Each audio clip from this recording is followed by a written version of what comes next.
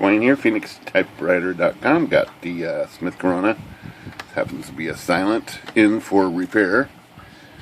And I'm going to do a video highlight of everything it needs. First thing is the carriage binds. So it binds right there and right there. In fact, when it gets here, it goes into line lock. But that's not a margin problem because the margin rack is right here in my hand. I've removed this so I could analyze what's happening back here. And what's happening is this margin release part right here is catching on these feed rollers right there, right there, right there. And this engages the line lock. That piece is bent and it has a compound bend to it. So we got to take care of that in it right off the bat.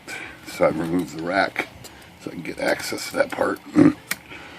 And the back panel right here was scraping right here. This is all warped and bent. See how this is all bent up? That's got to be dealt with. I think that can all be straightened out. But it was after it got past this point, it would bind. Stuck again.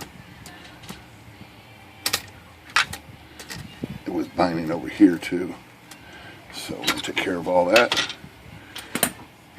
And next thing is ribbon lift here is mangled pretty bad. It won't. It's bent in so many ways. It's just binding, and this guide needs to be adjusted. It's not flat against the roller. It's really dirty. It's not sticking. Well, I think it was. One of these was sticking a little bit. So I guess this is going to have to be flushed out. And if that gets flushed out, of course, it's like the underneath is going to get flushed too. This portion right here. And the underside is not terribly bad, but it needs to be cleaned. Got a little roughed up. This piece here can be straightened out. And let's see, I got a list here of things. The return arm was bent down enough.